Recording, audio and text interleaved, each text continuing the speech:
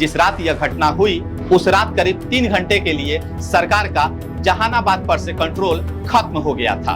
Human right watch की एक report के अनुसार इसके संस्थापक सदस्यों में तमिलनाडु के पूर्व राज्यपाल शामिल थे। बिहार की 40% जमीन धार्मिक ट्रस्टों के हाथ में है, जिसका मुख्य उद्देश्य जमीन को सीलिंग से बचाना था। अगर किसी जमीन पर लाल झंडा लगा हुआ दिखाई देता तो इसका सीधा मतलब था कि जमीन पर नक्सलियों ने अपना दावा ठोक दिया। बिहार में नक्सल ग्रुप्स और रणवीर सेना जैसे ग्रुप्स के बीच में मजदूरी बढ़ाने के मुद्दे पर आपस में खूनी जंग और नरसंहार हुए। दलित महिलाएं जहां जमींदारों के खेतों में मजदूर के रूप में काम करती थी, इसी कारण से जमींदार उन्हें हमेशा अपनी संपत्ति समझते थे। तारीख थी 13 नवंबर 2005।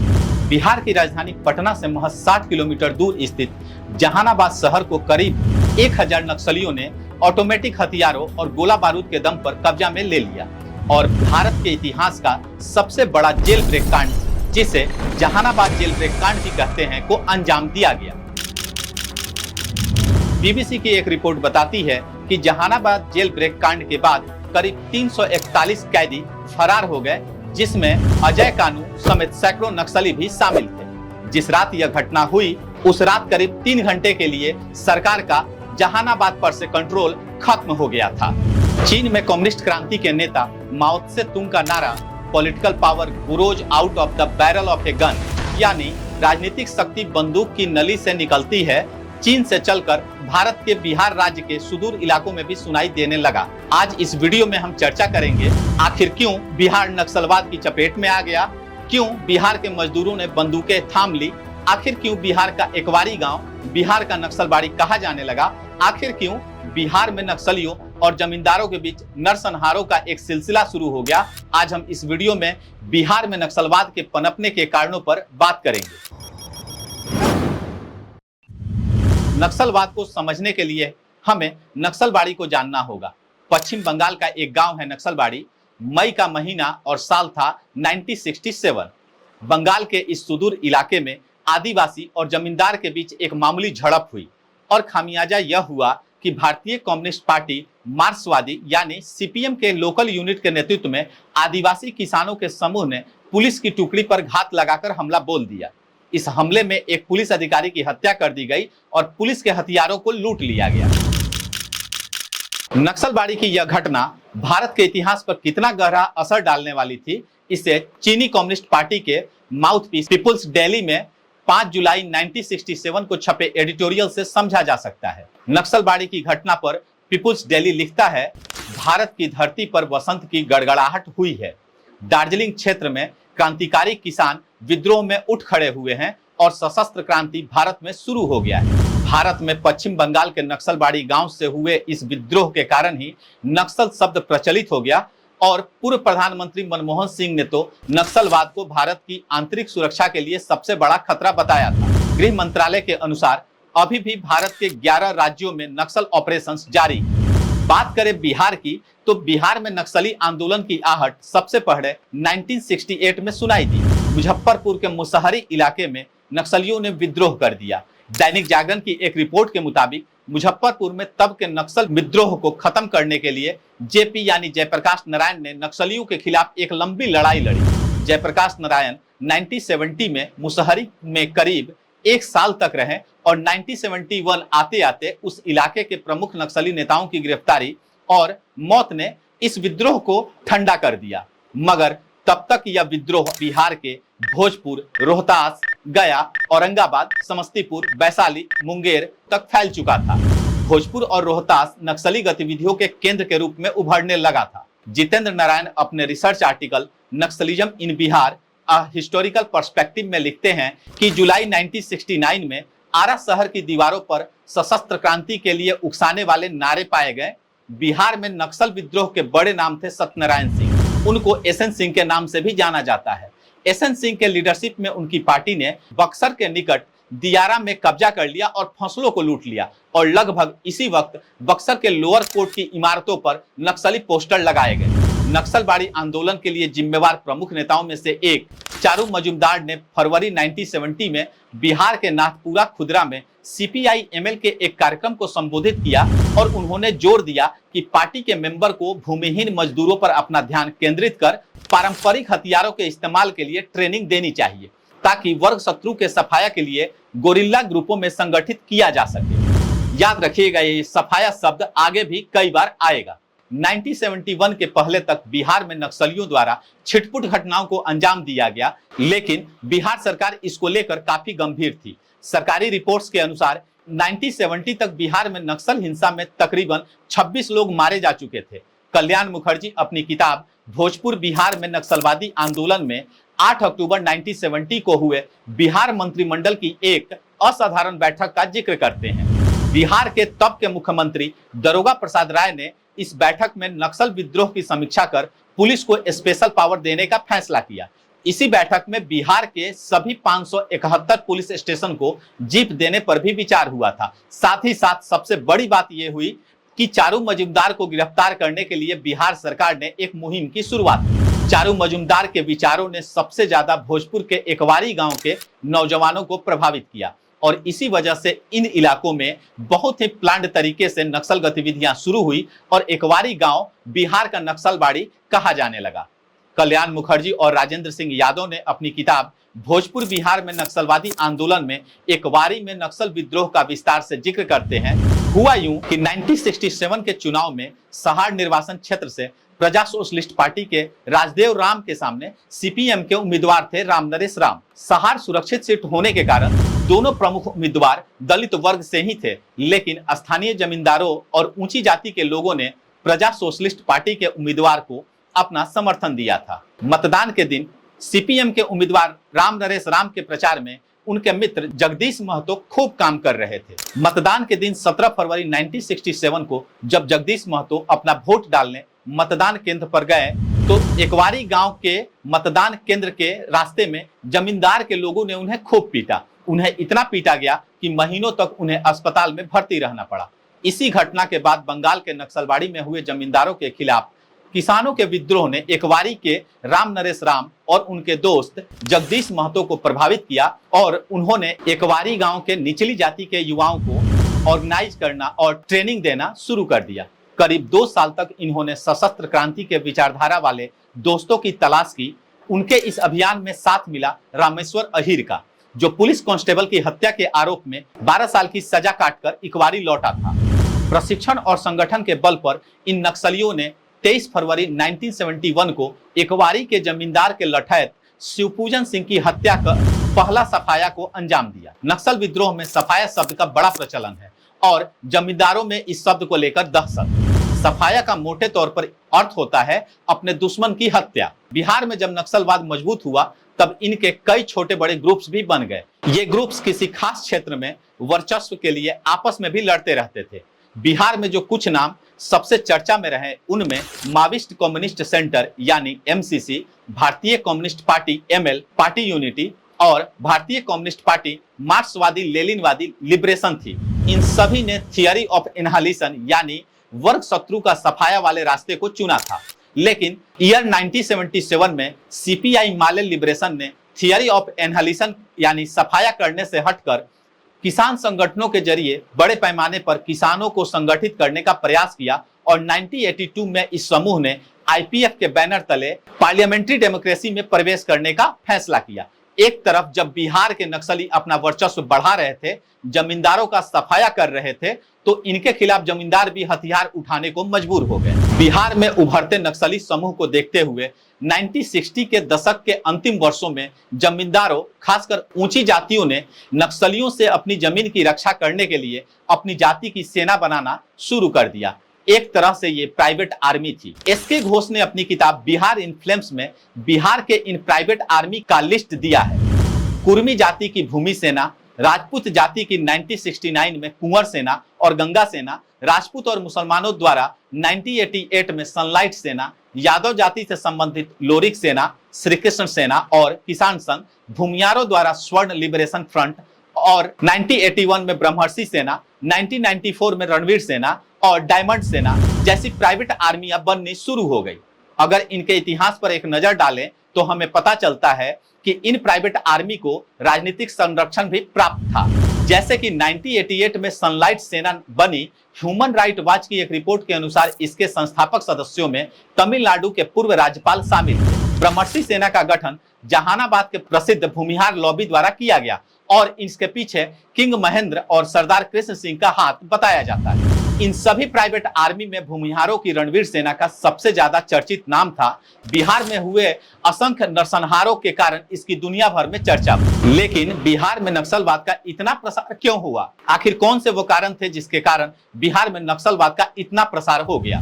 बिहार में नक्सलवाद की शुरुआत के कई एंगल हैं, जिनमें से एक महत्वपूर्ण एंगल है समाज में बढ़ती असमानता, जो धीरे धीरे समाज में असंतोष को जन्म देती है। जमींदारी प्रथा खत्म होने के बावजूद भूमिहीन और जमींदारों के बीच का जो संघर्ष था, उसने नक्सलवाद को बिहार में विस्तार दिया। जितेंद्र नारायण अपने आर्टिकल नक्सलिज्म इन बिहार या हिस्टोरिकल पर्सपेक्टिव में नक्सलवाद के बिहार में फलने फूलने की वजहों को तलाशते हुए लिखते हैं कि बिहार उन राज्यों में से एक था जिसने जमींदारी प्रथा का विरोध के लिए कानून लागू किया और इसी वजह से बिहार का खास महत्व भी है, क्योंकि जमींदारी प्रथा को खत्म करने वाला बिहार पहला राज्य था। अगर हम इसके हिस्टोरिकल पर्सपेक्टिव पर एक नजर डालें तो बिहार में ही महात्मा गांधी ने 1917 में नील की खेती के विरोध में किसान आंदोलन किया और स्वामी सहजानंद सरस्वती के नेतृत्व में जमींदारी प्रथा को खत्म करने के लिए जो किसान सभा ने अपनी गतिविधियां की, वो बहुत ही अहम है। लेकिन इन सब के बावजूद बिहार आज भी भूमि सुधार से कोसों दूर है। वैसे तो बिहार में सरकार ने the Bihar land reform, fixation of ceiling area and acquisition of surplus land नामक एक्ट 1961 में लाया था। यह कानून बनने के बाद एक परिवार को 15 एकड़ से ज्यादा सिंचित भूमि रखने का अधिकार नहीं था। असिंचित भूमि के मामले में यह रकबा 18 एकड़ तक बढ़ सकता है। लेकिन इस एक्ट के लूपहोल का फायदा उठाते हुए जमींदारों ने इसको वर्षों तक कोर्ट केस या मुकदमे में उलझाए रखा। साथ ही साथ सीलिंग से बचने के लिए कई एकड़ जमीन धार्मिक संस्थाओं के नाम कर दिया गया, क्योंकि धार्मिक संस्थाओं से जुड़ी जमीन बिहार में लागू सीलिंग एक्ट के प्रावधानों से परे है। इस कारण मंदिर और मठों के नाम जमीन कर दी गई, लेकिन ऐसी धार्मिक संपत्तियों को बड़े पैमाने पर जमींदारों और मैनेजरों के निजी उपयोग में लाया जाता रहा। सीपीआई एमएल के पूर्व महासचिव विनोद मिश्र ने एक समय कहा था कि बिहार की 40% जमीन धार्मिक ट्रस्टों के हाथ में है, जिसका मुख्य उद्देश्य जमीन को सीलिंग से बचाना था। अगर आंकड़ों की बात करें तो जितेंद्र नारायण अपने आर्टिकल में बताते हैं कि सरकार भूमि हदबंदी कानून के तहत सिर्फ 4.74 लाख एकड़ भूमि खोज पाई और इसमें से मात्र 3.5 लाख एकड़ भूमि ही अधिग्रहित कर पाई और इसमें से भी केवल 2.5 लाख एकड़ जमीन ही भूमिहीनों के बीच में बांटी गई। इस तरह से देखा जाए तो तमाम कानूनों के बावजूद बिहार में भूमिहीनों के हिस्से में सिर्फ कागज आया, जमीन का टुकड़ा नहीं। नक्सली आंदोलन इन्हीं वजहों से उभर कर सामने आया और नक्सली जमींदारों की जमीन पर लाल झंडा गाड़कर इसे गरीबों में बांटने लगे। उस जमाने में अगर किसी जमीन पर लाल झंडा लगा हुआ दिखाई देता तो इसका सीधा मतलब था कि जमीन पर नक्सलियों ने अपना दावा ठोक दिया। यह जमीन आमतौर पर कानूनी सीमा से ऊपर या गलत तरीके से इस्तेमाल की गई और गैर मजरूआ जमीन होती थी। कुछ मामलों में ही देखा गया कि आसानी से जमींदार इन जमीन पर अपना दावा छोड़ देते थे और नक्सली उस जमीन को भूमिहीनों में बांट देते थे। लेकिन अगर कोई जमींदार लाल झंडे को अपने जमीन से उखाड़ देता तब नक्सलियों से लंबी लड़ाई शुरू हो जाती। अगर इस लड़ाई में नक्सली जीतते तो जमीन बाद में खेती या आवास के लिए गरीबों में बांट दी जाती थी। लेकिन इसके उलट अगर ऐसा नहीं होता, जमींदारों द्वारा बनाई गई सेना और नक्सलियों के बीच में एक खूनी जंग शुरू हो जाती थी। इतने दशकों तक खून खराबा होने के बावजूद आज भी बिहार में भूमिहीनों की संख्या काफी ज्यादा है। जन सुराज के संस्थापक प्रशांत किशोर का कहना है कि बिहार में 60% लोगों के पास भी आज भी जमीन नहीं है। जमीन के मुद्दे के साथ साथ बिहार में नक्सल विद्रोह के पनपने का एक बड़ा कारण खेतीहर मजदूरी का बहुत कम मजदूरी होना भी था। बिहार के सामाजिक ढांचे में मजदूरों को उचित मजदूरी न मिलना आम बात थी। दरअसल गांव के मजदूरों को सरकारी तय मजदूरी से भी कम मेहनताना मिलता था। एक दिन के काम के बदले दोपहर के भोजन के साथ कभी कभी 2 किलो अनाज। उस समय के खेतों में मजदूरी करने वाले मजदूरों के हालात पर बेला भाटिया लिखती हैं कि नक्सल विद्रोह से पहले खेत में कटाई करने वाले खेतीहर मजदूर को हर 21 बोझा फसल पर सिर्फ 1 बोझा मजदूरी मिलती थी। बाद में यह बढ़कर 10 बोझा पर 1 बोझा मिलने लगा। बिहार में नक्सल ग्रुप्स और रणवीर सेना जैसे ग्रुप्स के बीच में मजदूरी बढ़ाने के मुद्दे पर आपस में खूनी जंग और नरसंहार हुए। इसी तरह के एक नरसंहार में बिहार के भोजपुर जिला के बथानी टोला पर हमला हुआ, जिसमें 19 दलित और मुसलमान की हत्या कर दी गई। इसमें से सबसे ज्यादा महिलाएं और बच्चे थे। रणवीर सेना के सदस्यों ने गांव पर हमला किया और 12 घरों में आग लगा दी।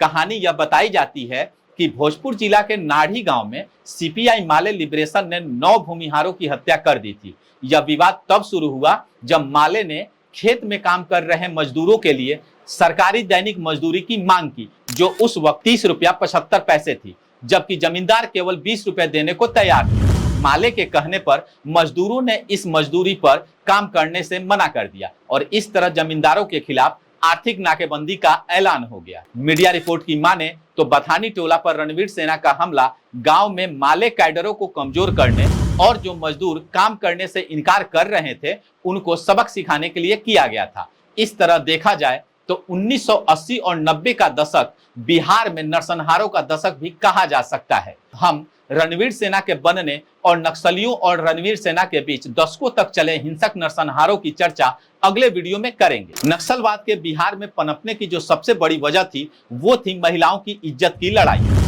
दुनिया के बड़े बड़े पॉलिटिकल थिंकर्स जैसे चाणक्य, अरस्तु और मैकियावेली पहले ही शासकों को चेतावनी देते रहे हैं कि अगर महिलाओं की गरिमा को कम किया गया तो इससे बड़े संकट और हिंसक बदलाव की नौबत आ सकती है। बिहार के नक्सलवाद के पनपने के कारणों में दलित महिलाओं के इज्जत का बहुत बड़ा मुद्दा रहा है। बिहार में जमींदारों द्वारा दलित भूमिहीन महिलाओं का बड़े पैमाने पर यौन शोषण हो रहा था। आर्थिक उत्पीड़न के साथ साथ इन महिलाओं को यह अपमान भी सहना पड़ता था, क्योंकि जमींदारों के बीच यह आम परंपरा बन गई थी कि निचली जाति की महिलाओं के साथ बलात्कार कोई बड़ी बात नहीं है। कई रिसर्च स्टडीज में यह साफ तौर पर सामने आया कि सेंट्रल बिहार, खासकर आरा और भोजपुर के इलाकों में दलित और पिछड़ी जाति की महिलाओं के साथ बलात्कार करना जमींदारों के लिए जैसे एक विशेष अधिकार बन चुका था। इन्हीं इलाकों में एक घिनौनी डोला प्रथा का भी प्रचलन था। इस प्रथा में दलित दुल्हनों को शादी के बाद अपनी पहली रात इलाके के जमींदार के साथ बिताने के लिए मजबूर किया जाता था। 2012 में जॉर्ज जे कुन्नत, जो लंदन स्कूल ऑफ इकोनॉमिक्स के सामाजिक मानव विज्ञानी हैं, ने अपने रिसर्च में इस डोला प्रथा का जिक्र किया है। कुन्नत का रिसर्च 1980 और 1990 के दशक में बिहार के दलितों के जमींदारों के खिलाफ नक्सली विद्रोह पर केंद्रित है। उन्होंने लिखा कि इस विद्रोह का एक बड़ा कारण दलित महिलाओं का जमींदारों द्वारा यौन शोषण था, जिसमें डोला प्रथा भी शामिल थी।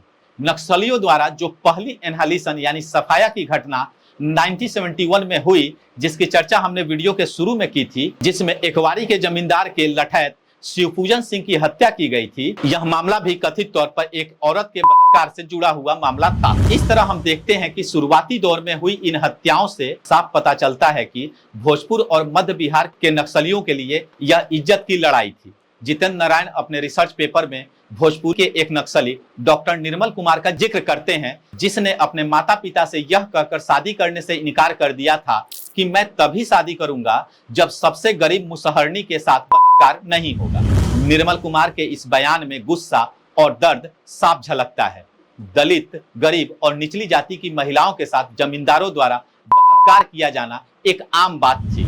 निर्मल का यह गुस्सा दरअसल उस सामाजिक व्यवस्था के खिलाफ था जहां महिलाओं की इज्जत की कोई कदर नहीं थी और जहां जमींदारों को इन जुल्मों के खिलाफ कोई सजा नहीं मिलती थी। मध्य बिहार के महिलाओं को हमेशा दोयम दर्जे का जीवन जीना पड़ा। दलित महिलाएं जहां जमींदारों के खेतों में मजदूर के रूप में काम करती थी, इसी कारण से जमींदार उन्हें हमेशा अपनी संपत्ति समझते थे। बिहार के पूर्व मुख्यमंत्री और मोदी सरकार में कैबिनेट मंत्री जीतनराम मांझी का एक बयान महिलाओं पर हुए अत्याचार की ओर इशारा करता है। जीतनराम मांझी ने कहा था, अगर बहू बेटी की इज्जत के लिए, जमीन की रक्षा के लिए या गरीबों के साथ ज्यादती के खिलाफ किसी को हथियार उठाना पड़ता है और दुनिया उसे नक्सली कहती है, तो सबसे बड़ा नक्सली जीतनराम मांझी है। ये तो थी बिहार में नक्सलवाद के पनपने के कारण। अगले वीडियो में हम बिहार में नक्सलवाद के खिलाफ बनी रणवीर सेना और बिहार में हुए नरसंहारों पर बात करेंगे। अगर आपको हमारा ये वीडियो पसंद आया हो तो इसे लाइक करें, सब्सक्राइब करें और अपने दोस्तों के बीच में इसे शेयर करना न भूलें।